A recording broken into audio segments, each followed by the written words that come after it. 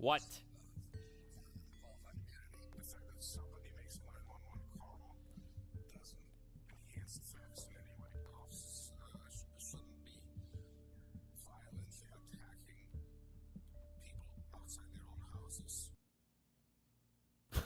Wait.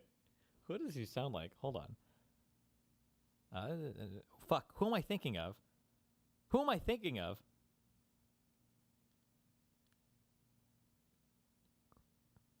Is it? Am I thinking of Kraut?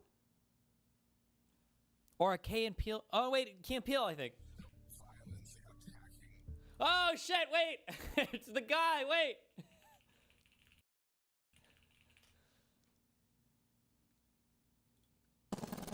Happen to know anything about this now? I feel like I'm hearing this guy. We're combing the area for Jews, but it has come to our attention that 2 Negroes have escaped. Does he sound like this guy? People outside their own houses. I'm sticking them. I'm talking. You will just waste your time. Wait, is that a real accent? Schnitzel Nazi. Please, gentlemen, sit down. We have developed many tests to determine if an individual is, in fact, an actual Negro.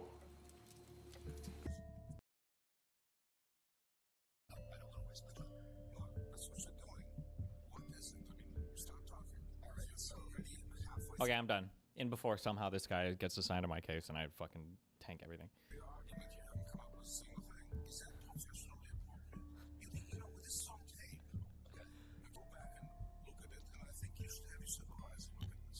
Welcome back to the Lackluster channel.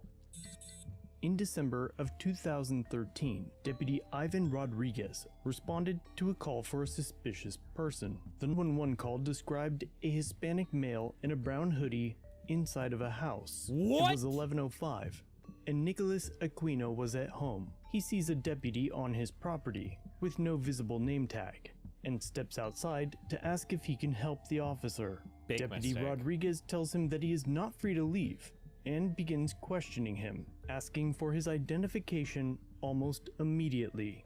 Nicholas didn't have his driver's license on him, but withdrew his military ID out of his wallet, holding it beside his head. As Deputy Rodriguez reached for it, Nick pulled away, still unsure why the deputy was even present at his home.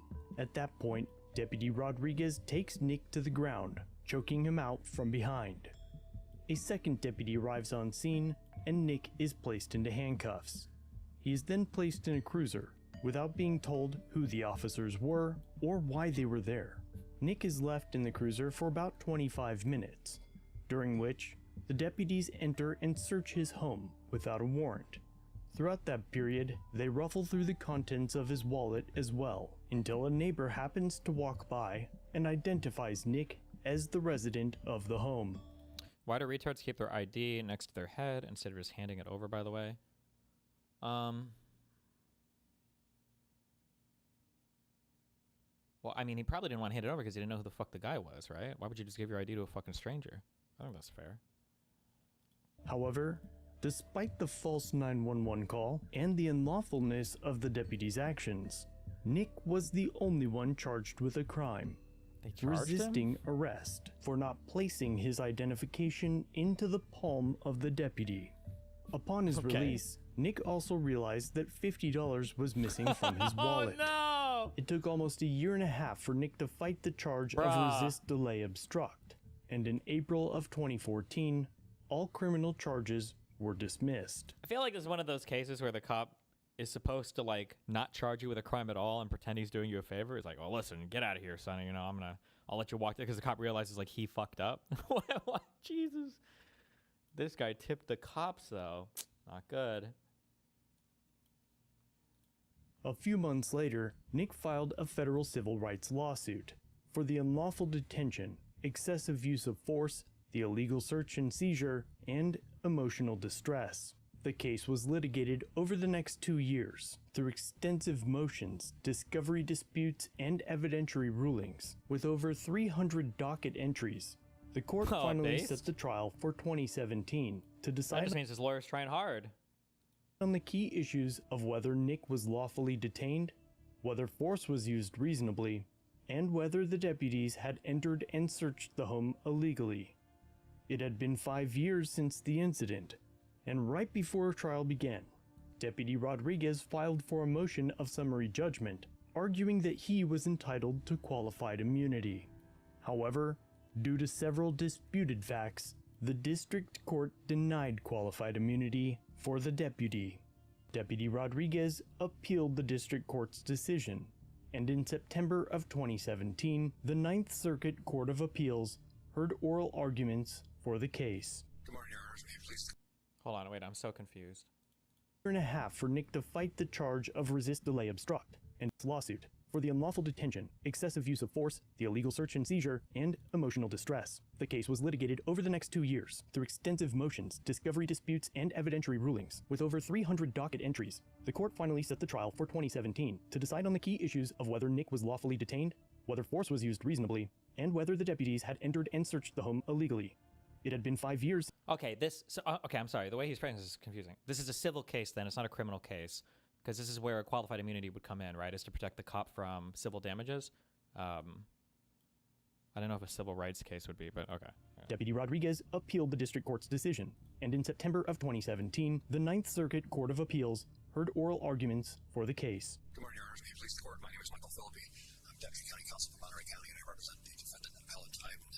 Taylor Lorenz tried to dunk on you. Guys? Right? They did. Dan's coming in here. Yes, we've asked the court to look at the district court's decision with regard to a decision on motion for summary judgment. We're contending that the district court erred in the analysis when it looked at the question of qualified immunity. The court seemed to stop at the decision of saying, well, there's a dispute factually as to whether or not we can say as a matter of law there was excessive force, or there was an unreasonable length of detention, or there was a Fourth Amendment violation in search of the wallet. The next step in that analysis with regard to qualified immunity would have been to say, okay, we're going to give the plaintiff the benefit of the doubt on the questions with regard to fact, which is the standard for summary judgment review, but then we have to look at, would a reasonable peace officer say, I believe my actions fall within the law? To do that, you also have to look at whether or not the law is clearly Why defined. wouldn't the answer here have been no to that question? I mean, there was no reported crime, certainly no crime of violence. There's a 911 call of a suspicious person inside a house. Suspicious person inside the house, that's not a crime. No, it's not a crime, but, I'm sorry, beside the house, right?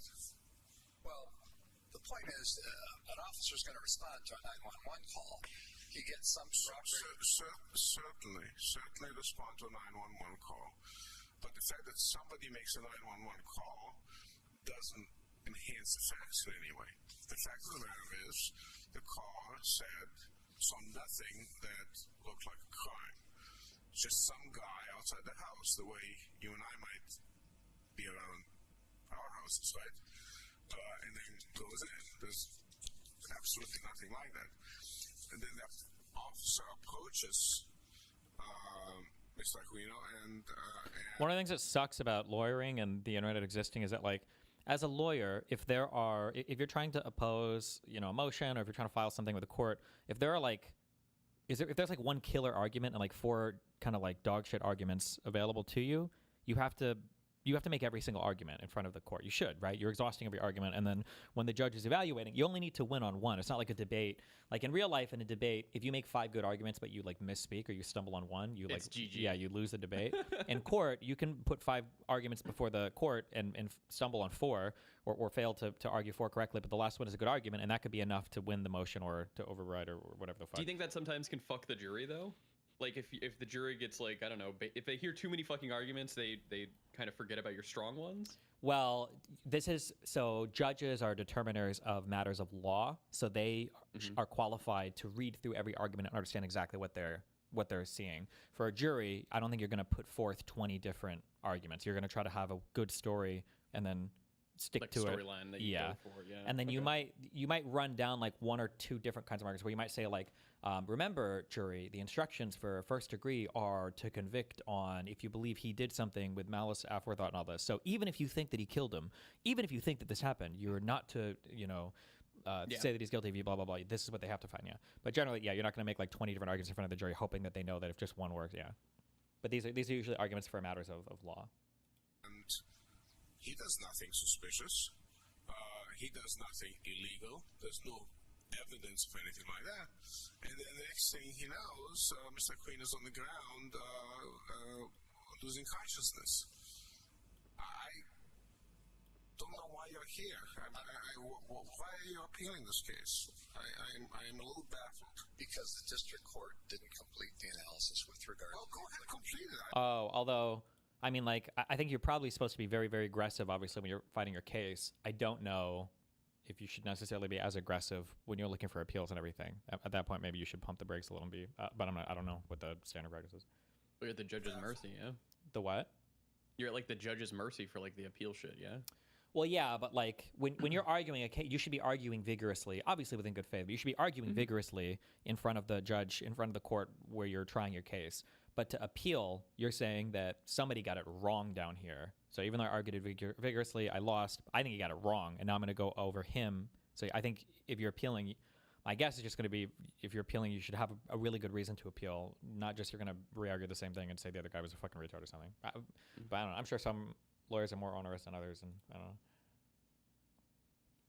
In this case, I'm a little baffled. because the district court didn't complete the analysis with regard Well, to go ahead, complete it. I just don't see what there is to complete. I mean, officers shouldn't be violently attacking people outside their own houses and I'm sticking them. I'm talking. Careful.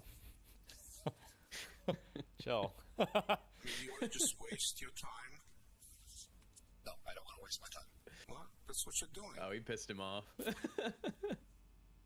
Cook. When you guys are asking me 6 months or whatever year, go look up whatever was on the court docket. That's probably what I was talking about. So whatever happened on October 24th, look at what happened on October 23rd or 24th and go see what was filed with the court. It was probably about that. Almost everything about this court case has come out by now, though. So. We're here on de novo review, so it doesn't really matter what the district court said exactly. What matters is whether your clients are actually entitled to qualified immunity. And so far, you haven't told us why they are. All right. I mean, you spent a lot of time talking, but you really haven't come up with nothing. Under qualified immunity, if the law is not clearly established, the officer is given the benefit of the doubt. If a reasonable officer can believe his or her actions fall within the law, even if they're Do you think qualified immunity is good or bad? It's good. It's necessary. It has to be. There's states without it, though, right? I think New Mexico. Okay, well, first of all, when you say I think New Mexico doesn't have qualified immunity, what you mean is you've looked it up and it doesn't have qualified immunity. No, I think fuck it's you. that one. Is that true though? My guess is every state must have qualified immunity of some Let me look kind. it up. That would be I'm my pretty sure assumption. there is one state that doesn't have it. That seems really No, New Mexico does not allow the defense of qualified immunity for public officials, including law enforcement, in state courts. Is there? I can't imagine that to be the case. Qualified immunity. So a lot of people think that qualified immunity means that you can like commit crimes. Like they compare this to the president, that you can commit crimes and get off the hook because you can never be charged with a crime. Qualified immunity is supposed to protect you from civil litigation, though. So, for instance, imagine how much civil litigation there could be for a cop that comes into my house and arrests me is essentially what, breaking and entering. He's fucking my wages up. Like there's so many. It's like a fourth violation. Yeah, it's like a ton of shit. Yeah, there's so much shit. But like he's a cop, right? So this is part of his job. So qualified immunity is supposed to protect him from me suing him. Not the police department, but for me suing the cop directly, saying like, oh, well, he injured me, right? As long as the cop was doing what he felt was his job, and it's like reasonable. That's what this guy's talking about. There's like if a cop comes in, he starts like kicking your teeth in. He's like, fuck this guy. He can still be held criminally, Cleveland Brown. of course. Well, he could be held criminally liable, but even in qualified immunity, because he's outside of his. he's shit. way Yeah, outside yeah, the yeah. scope of the law. Yeah. So that's what this judge is trying to point back here to this attorney who's arguing. The attorney's like, well, he showed up at the house, he had a 911 call, and he arrested the guy. And the judge is saying, you had a 911 call. That doesn't mean that the officer is right to tackle some dude to the ground and do everything else. Like there was nowhere near enough probable cause for this cop to feel like he was acting within the scope of his duties that would qualify him for civil immunity or whatever. But Give me the New Mexico. I don't understand how New Mexico could function, because if you have no qualified immunity, then I it think seems that they have insurance for it. well, but then I feel like what that correctly. would lead to is an environment where literally every single time you have interaction with a cop, I feel like everybody would just sue the cops constantly. Okay, so there's 2 states apparently that have banned it. It's New Mexico and Colorado. Do they have some type of like, instead of this, they Looking. have some other thing? Under New Mexico's new law, a person has the right to sue the state, a city, or county when their rights under the state's constitution have been violated. I thought qualified immunity only protected individual cops, because you can still like file suit against like police departments or whatever. No. Yeah, I don't think police departments are held under qualified. I think that's usually what's qualified. Shielding government officials, including police and personal liability in civil lawsuits, unless they violated clearly established statutory constitutional rights, protects victims from reasonable mistakes, aimed at preventing excessive litigation, but it's filling gaps. Under New Mexico's new law, a person has the right to sue the state, a city, or county when their rights under the state's constitution have been violated, such as in cases involving police misconduct. Well, but so can they sue cops? The governor of New Mexico signed a bill on Wednesday that will permit people to sue police officers and other government officials police for officers. violating their rights under the state's constitution without requiring them to overcome the obstacle of qualified immunity. Oh, well, I'd be curious to see, I guess, how that's turned out or whatever. That just seems like, I'm not sure. Happened in 2021, I guess. fuck. Well, somebody find a video on that. I'm curious what the results of that have been. My assumption would be that it would just be, you'd be plagued with civil litigation if you were any kind of police department constantly. Every cop would be getting sued all the time for everything. The law is, what you haven't told us, what it was that the reasonable officer saw that would have justified knocking down Mr. Aquino and then locking him up in a police car for half an hour. What is it? I mean, stop talking. All right, You're so- already halfway through your argument. You haven't come up with a single thing. He responds to a 911 call. He's directed to the house, which was also identified in the 911 call. He goes on the property. As he's determining whether or not there's any signs of forced entry, someone inside the house closes the blinds.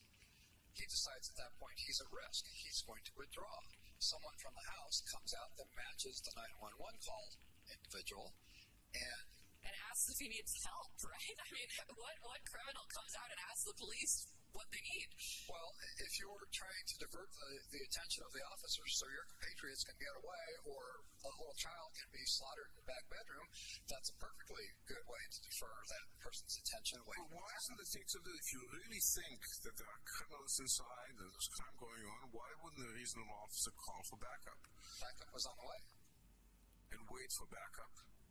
To deal with the situation rather than physically attacking a homeowner outside of his own home. Well, he I mean, was if it happened to you, would you feel this was justified? If it happened to me, I would have given him my identification. Well, he did get identification. No, the officer or the individual pulled out a wallet and pulled out a card and held out a card that said, "This is my identification." The officer tried to inspect that identification. He withdrew it. So under the totality of the circumstances, the officers... Withdrawing the identification is a justification. I mean, it's not illegal.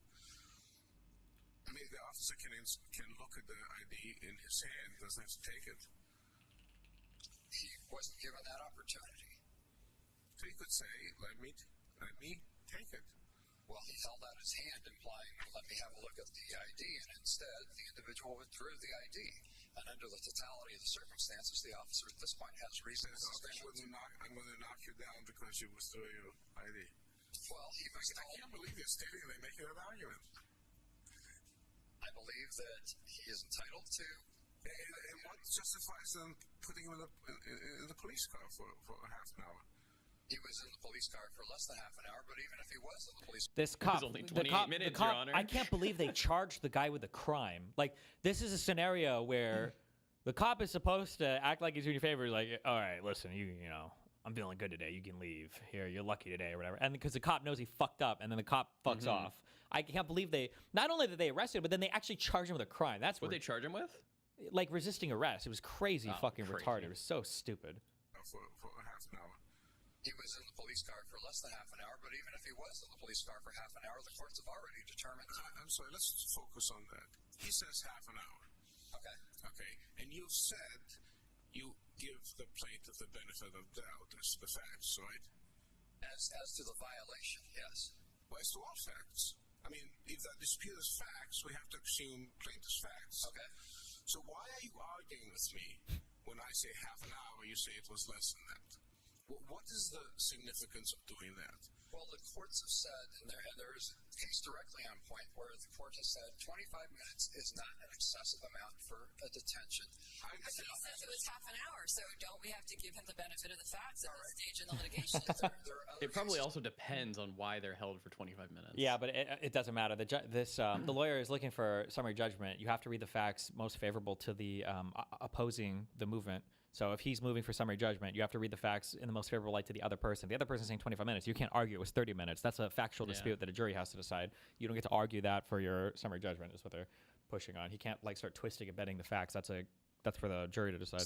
Even go farther than that. Let's say you can be put in a police car, you can be transported across town and presented for identification with somebody else. My question is, I said half an hour, and you disputed that.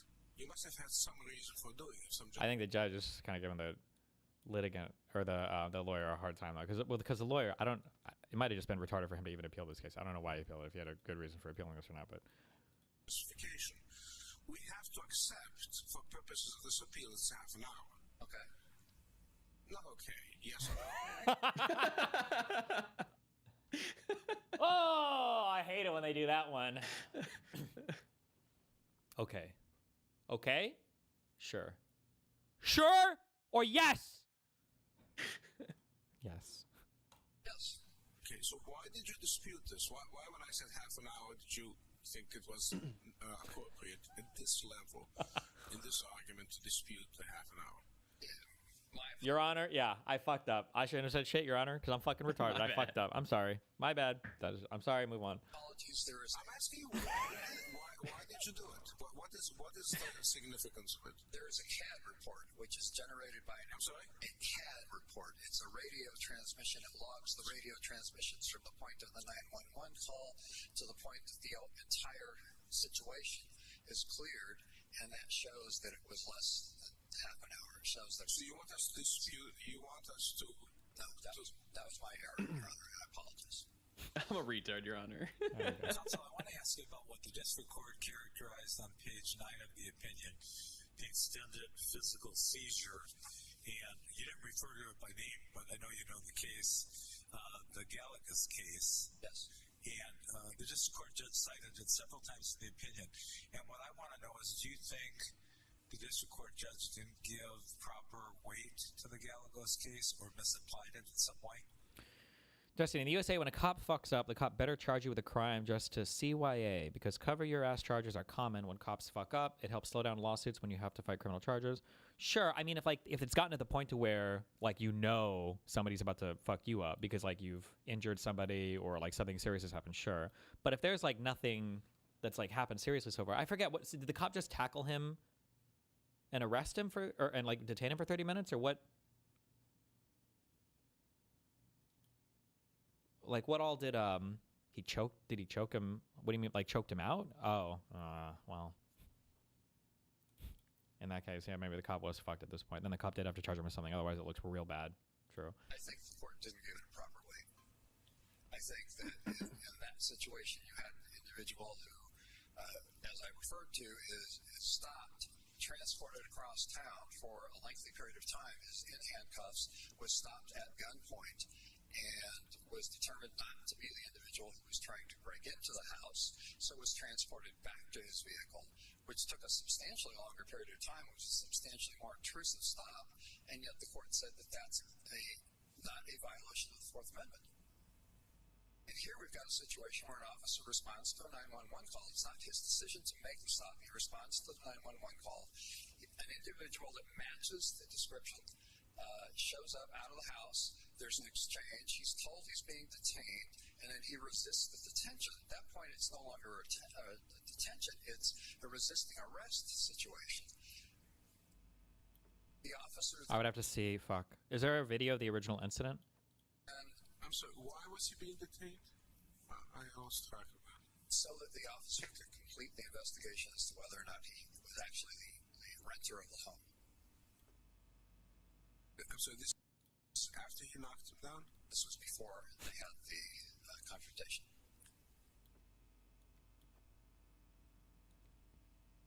And what did he do that was inconsistent with being detained? I'm just losing track of that. I'm sorry, but was it He didn't walk away. He didn't walk away. He didn't. I'm just wondering, what is it that justified putting him in the police car? I mean, he says you're detained. Okay. Does he do something that's inconsistent with being detained? The officer wants to place him in handcuffs for his safety because his backup has not arrived at that point. The individual resists being handcuffed, and so at that point That's a fact dispute too, isn't it? He says he just fell. he says he was dragged to the ground. So if you No, but I think he disputes that he resisted being handcuffed, doesn't he? I thought he did. he said he was complying. Yes. Bruh, you can't. He's twisting the facts. Auto summary judgment argument. You can't do this. Uh-oh. Let him cook. Okay, so again, why are you doing this? Why are you arguing after you concede, after you state that you understand the legal framework, that we accept the plaintiff's facts? We have to accept the plaintiff's facts. Why are you now arguing things on the other side that's inconsistent with that? Is that professionally appropriate? Is that being candid with the court? I believe that the analysis for qualified immunity still requires the court to make a finding that says the officer was not reasonably justified in believing his actions. We have to accept the facts on the ground as plaintiff alleges them. And plaintiff says, I complied. Why are you arguing he didn't comply? Why? How can you stand there as an officer of the court? And, I'm sorry? I'm not saying he didn't comply. Well, you just said exactly that. That's what they're resisting. This is on tape. Okay. Okay? So you should go back and look at it, and I think you should have your supervisor look at this. You understand? I do. I'm directing you to... Who's your supervisor? This is Glitch. Okay, you will ask her to watch this argument. See whether Yikes. making the kind of argument you do is appropriate. She thinks it's appropriate. Okay. Sheesh. We'll hear from the other side. Sheesh. After counsel for Deputy Rodriguez took the fattest L of his professional career, the court heard from the victim's attorney. May it please the court? Is he always like that? My name's Nina Patani. I'm here for plaintiff appellee Nicholas Aquino. I'm very moved by some of what I heard today. This has been a bit frustrating.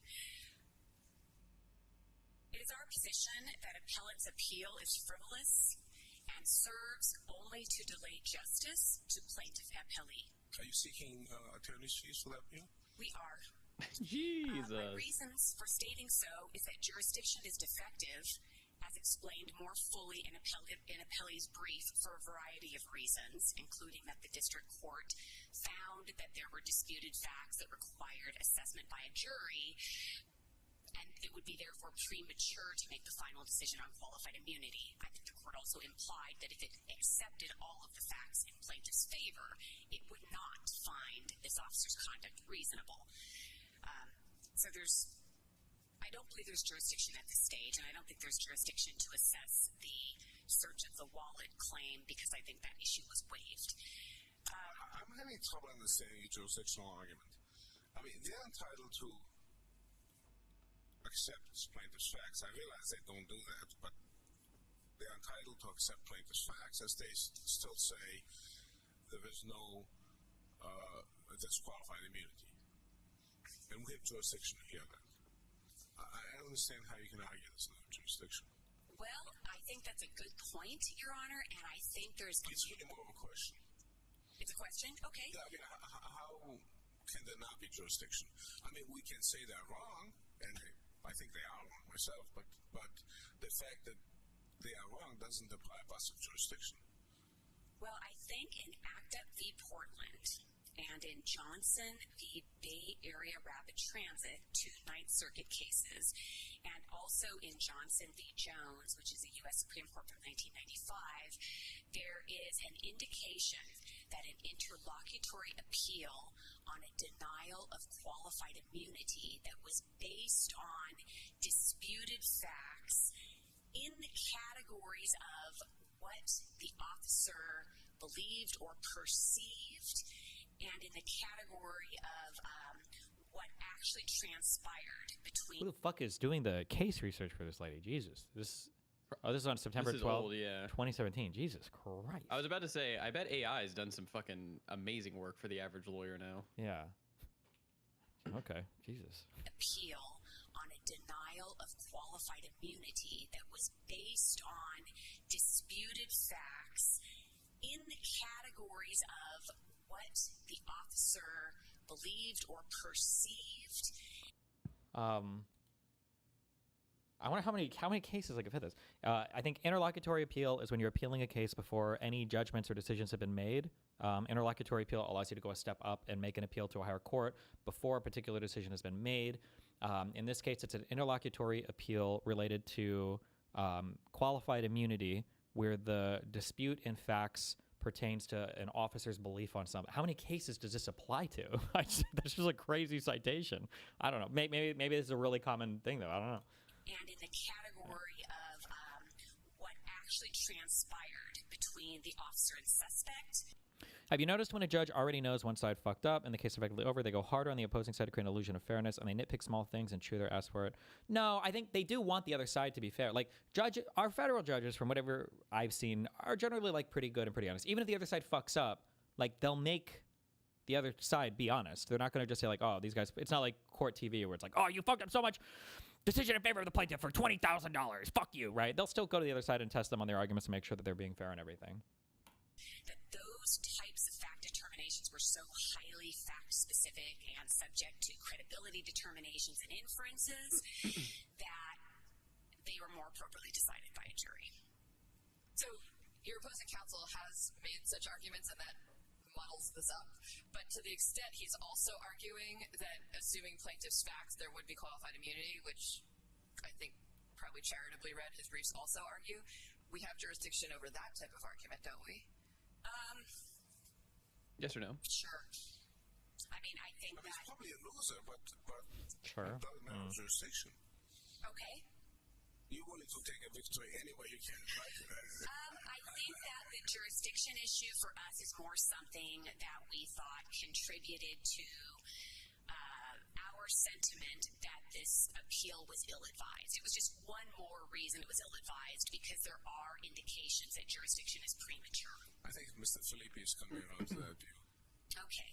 And then the second reason we... Oh, so the jurisdictional arguments would have to do with I don't know if the lawyer can correct me here. So interlocutory appeal allows you to basically say there might be some things. I'm just everything I say 1%. Okay. For interlocutory appeal, you might want to appeal some things where it's like, I need a decision from a higher court on this before we even proceed with this case, because it might be completely fucked if we go down this road. So, for instance, when the Supreme Court in Trump v. I don't even remember the case, but the one where he got the criminal immunity ruling from, the assertion that the president basically can't commit crimes, all of that can be asserted via interlocutory appeal, because the entire point of that ruling was to say that if you probe the president's behavior or anything like this for criminal conduct, it's going to be destructive to the executive branch of the government. Therefore, you couldn't do an entire court case just to figure out if the president's actions were something that couldn't be touched by a criminal court. So you're allowed to win that on interlocutory appeal. I could try to charge the president with a crime. They would get an interlocutory appeal to have a higher court, the Supreme Court, review whether or not they felt like that action was even questionable, and then they could overturn it or throw it out without the lower courts even getting very far in that case. Remember, generally, the higher courts, they don't do they're not the court of first, there's a Latin term for this, I think, but they're not like the court of first look. Like they don't get to see all the facts and everything first. Those are usually determined by a lower court. And then once they get to the appeal court, they do a de novo, is what they said here, a de novo review, meaning that they start from the beginning and they go through all the facts and they do the law from the beginning, but they don't like debate the facts between whether what's right or wrong. It's just, I think they take the rulings from the lower courts as far as the facts go, and then they do a de novo law review at the appeal level. So the jurisdictional argument here is they're trying to do like an interlocutory appeal, meaning the jurisdiction is now shifted up to the appellate court, the higher court, the first court of appeals or the court of appeals. And she's saying that interlocutory appeal is no good, and that's why she's fighting on jurisdiction there. You guys don't have jurisdiction to hear this case because this type of appeal isn't appropriate, therefore the lack of jurisdiction. That's where this argument is coming from, I think, for anybody, I think. The appeal is frivolous is that the law setting forth legal parameters for a Terry stop has been very well developed, well settled, and clearly established by this circuit in addition to other circuits. So can I ask you a question about that? So I really only have one question for you that I'd like you to help me with, which is this Gallegos case. I think you can distinguish your case from Gallegos such that maybe we could say there is a constitutional violation here when there wasn't in Gallegos, but I'm having trouble understanding why Gallegos doesn't create enough uncertainty in the law to have there be qualified immunity on the investigatory stop part of your case. You have a lot of other claims, but on the one part about whether the police could detain him for long enough to figure out if he was the right person or was a criminal, it seems like Gallegos was very broad in saying what police could do to investigate something and detain someone in the meantime. And I wonder if it creates enough uncertainty in the law that there would be qualified immunity on that claim. And I don't think it does, Your Honors, because Gallegos is one of dozens of cases that talk about when an officer may exceed the traditional parameters of a Terry stop. So can you point to a case that has facts that are more similar to this one than Gallegos? Because Gallegos is somewhat similar. Actually, it's not similar. In Gallegos... Oh. Okay, can you point to another case in Gallegos that will help me see why you think they can't stop him like this? Why they can't stop him? Johnson v. Campbell would be the best. It's out of the Third Circuit. Okay, how about this court? I think generally you want to stick the circuits like the, I think there are 15 or 13 circuits or whatever. You basically have your district courts, your federal district courts, and then there'll be collections of courts that are part of districts. That are part of circuits. And so, like famously, you'll hear a lot about like the Ninth Circuit, includes, I think, California, Washington. A lot of different circuits kind of have different specialties in terms of the type of law they deal with, just because of the cases that tend to run through those. So in the, like for California, I think you get like a lot of tech cases that go through the Ninth Circuit. People accuse them of being libs or woke or whatever. So you'll hear conservatives say like, oh, there's a Ninth Circuit case, blah, blah, blah. The Fifth Circuit contains Texas. So you'll hear a lot of people that want to try, like your government wants to try its habeas cases or immigration cases like in the Fifth Circuit or whatever, because they know that the judges there might be a little bit more favorable to them. You've got your DC Circuit, which deals with a lot of like, there's just like different circuit specialists and everything. If you're, I think generally speaking, when you're citing law, where you're trying to say you guys should rule this way and here are the cases that we're drawing from, you usually want to stay within your circuit unless there's an exceptional reason to go outside of it. That was a big problem that Joan and her AI bots were having at the beginning of our case, is she would cite a lot of stuff that was like completely out of the circuit that we're in here in Florida. And then she just tried to cite a case that, did she say from the Second Circuit? It was not from the same circuit they were in, so. Campbell would be the best. It's out of the Third Circuit. Okay, how about this court? This court would be U.S. versus Del Vizo, U.S. versus Ricardo D., Washington v. Lambert, U.S. v. Miles, United States. Tell me why. Is she? She's not like a public defender or whatever, right? Because this is they were the ones suing here. They're the plaintiff.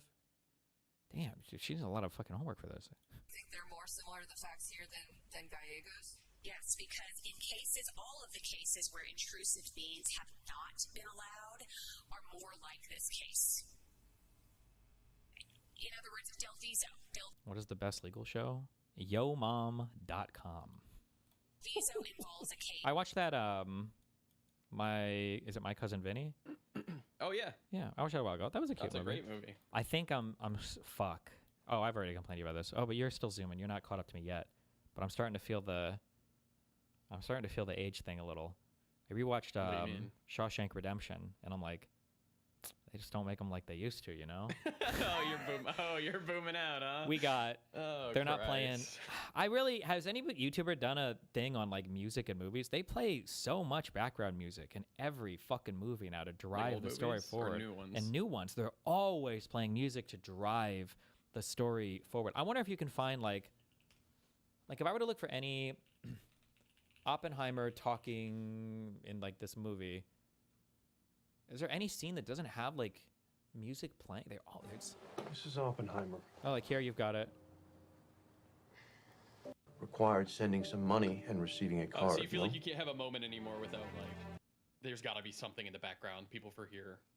Well, like I feel like this is so pretentious, and I'm not like enough a cinephile to be this pretentious. But like sometimes it feels like they're afraid to let the actor's performance like carry the scene. Whereas before you have like actors who are communicating things with their dialogue, with their facial expressions, with the way their body is moving. Nowadays, you have so much more control over what's in the frame, and what the audience hears that you're doing is a lot of editing. It's a ton of music behind everything. It feels like it's more. I'm watching something more by the director, and like the actors kind of happen to be here, but the performances just don't shine as much, I guess. Yeah. There's a chance that when we push that button, I think the problem is when you watch old movies is you're watching the hits. You're watching the greatest of.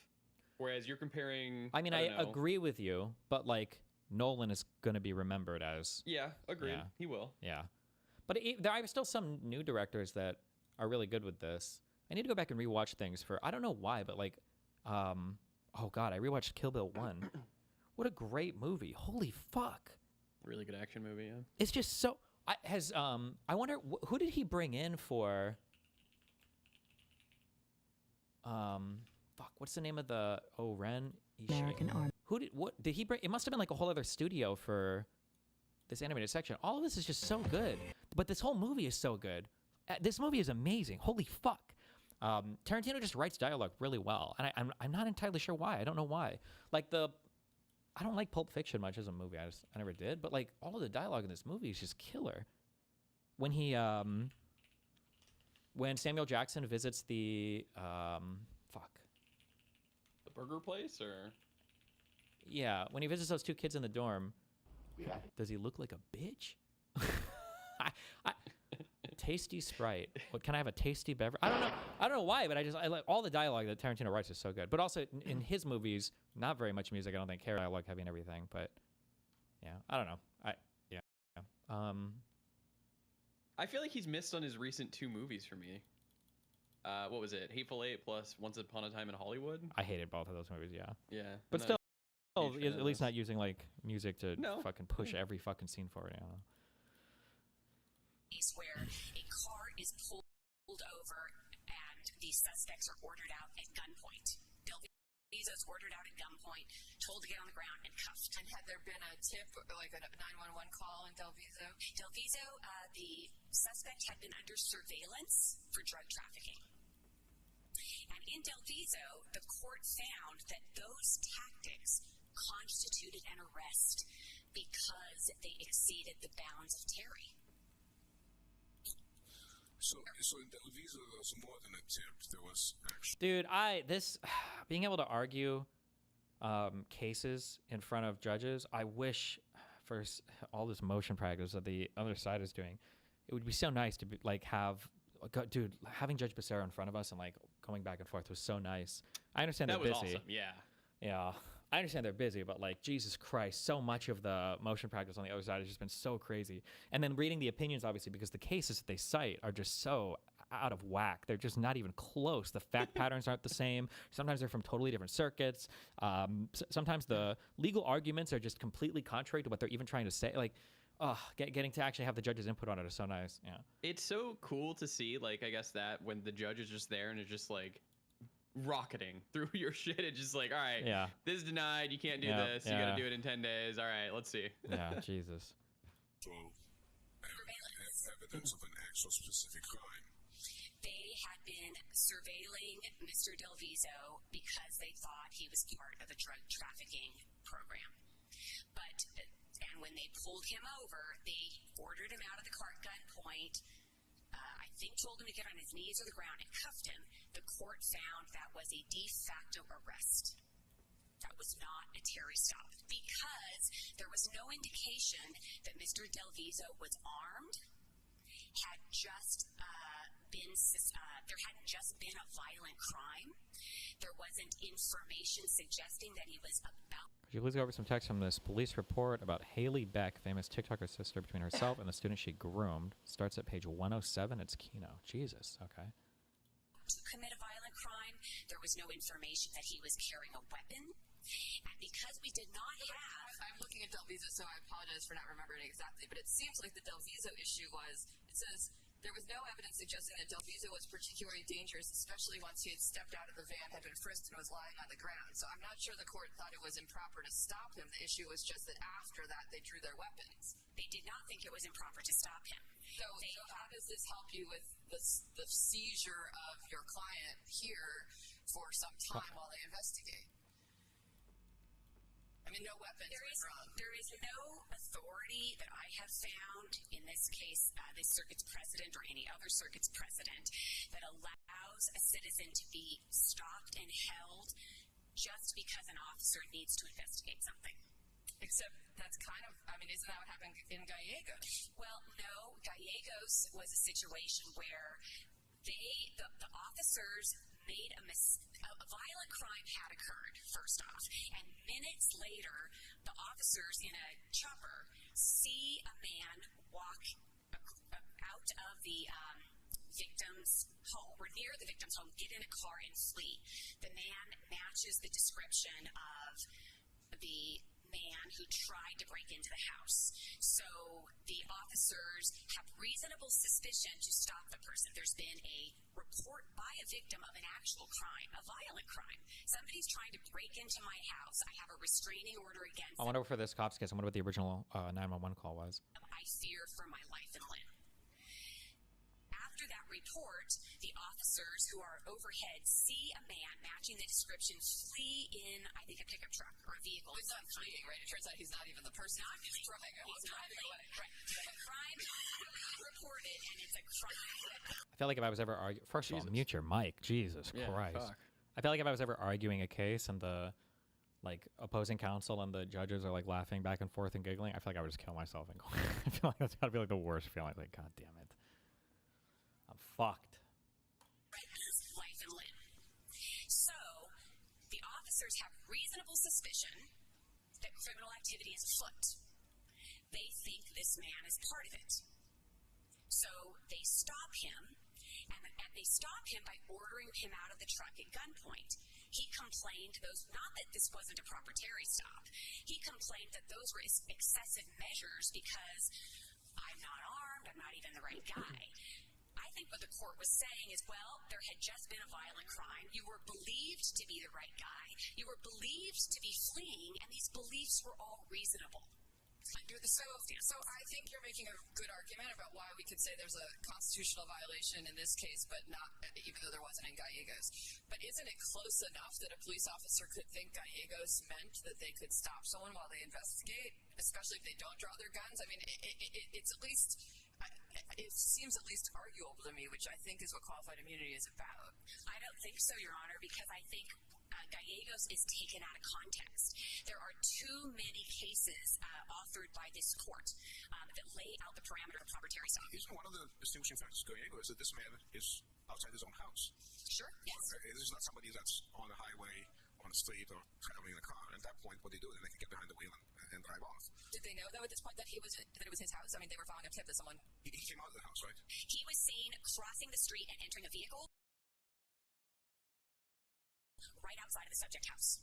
But in your client's case? In my client's case, there's not even a report of crime. In my client's case, you have a third party. But he is seen coming out of the house. My client? Yes. Yes, Your Honor. He's seen coming out of his house after having... This is not a highway situation where you're in a highway and he's got a vehicle. Is there a vehicle involved? There's a vehicle involved in Gallegos. In this case?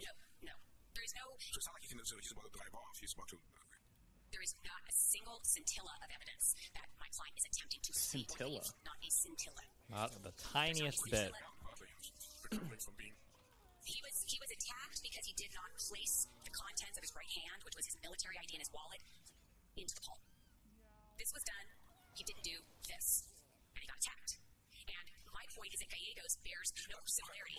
Right, but we're talking about the detention after the attack. We've got the attack, and that's one issue. And then he gets placed in the police car, right? He tries to handcuff. Are there any further facts that justify that? No, because all intrusive means, any intrusive mean on a Terry stop has to be justified. He's not getting up and running away. Right, right. So all intrusive means on a Terry stop have to be justified by the Washington versus Lambert factors or by other factors that maybe haven't been developed yet that contribute to a reasonable belief that the officer or some other party safety is threatened or that the person is going to flee. There's just no justification on Terry stop for handcuffs, force, or restraint outside of specifically identifiable circumstances that put the officer's safety at risk or somebody else's safety. Like in Gallegos, I think the court did not elaborate a lot because I don't think they saw it as a close call, and I think appellant relies a lot on dicta. But Gallegos did involve a situation where somebody, the victim caller, was feeling threatened for life and limb and said the restraining order was violated, and she thought her father was going to try to hurt her. So there was a sense that this person, the suspect, that yes was misidentified, but they don't know that this person is a threat to not only potentially officers, but to this victim. So Gallegos is just, that I think the appellant's reliance on Gallegos shows how little authority there is for their position, because it is not remotely close to these facts. If I'm enough, shall I continue? We're out of time. We're out of time. Oh, okay. Well, thank you, Your Honor. Out of time? Before allowing the deputy's attorney to leave, the judge notifies him that he'll be sending a recording of this proceeding to his supervisors. Case just arguably submitted. Mean. I see that the county counsel Charles McKee. We'll have him watch argument as well. I want this judge. Not that I have any ass. problem with any of mine. But hell yeah. Just a month after hearing the arguments, the Ninth Circuit affirmed the denial of qualified immunity, stating that there were genuine issues of material fact and that the case must proceed. The court went further to say that the appeal may be frivolous and ordered Deputy Rodriguez to justify why sanctions shouldn't be imposed, forcing him to pay back the attorney fees and costs for Nick. The court held a post-appeal sanctions proceeding. Nick was seeking over— Wait, okay, where are my lawyers? Because I feel like, okay, I'm going to agree with Kafka on this one thing, okay? And I love every lawyer, or I'm sorry, I love every judge, and I respect every person ever, okay? However, the judge issued a show cause in my case for the plaintiff to explain why they thought it prudent to skip their deposition. And they failed to show good cause. They had nothing for that. What was the point of issuing the show cause if there was going to be no sanction or penalty that followed, though? What was the point of that? Because I feel like they completely and totally failed on that, but it didn't matter. What was the point? I don't know. Problem? Was it the same judge or was it the magistrate? It might have been the magistrate that issued the show cause. I don't remember. But even so, I mean, it's a judge on the case. Yeah, you you take would these see seriously. like, Yeah. Working in tandem, etc. for $100,000 for attorney's fees, plus additional costs. And in the end, the court awarded the fees and costs against the defendants. And now, with the case ready to go back to trial, minus the officer's qualified immunity, almost 5 years after the incident had occurred, Monterey County finally settled with Nick, keeping the amount of dollars taken from the taxpayers to pay for this circus confidential. And in October of 2017, the case was formally dismissed with prejudice, citing that the parties had come to an agreement. This has always been one of my favorite proceedings to watch, so let me know what you think. And if there are any others that you think I should take a look at, let me know in the comments down below. And I'll see you in the next video.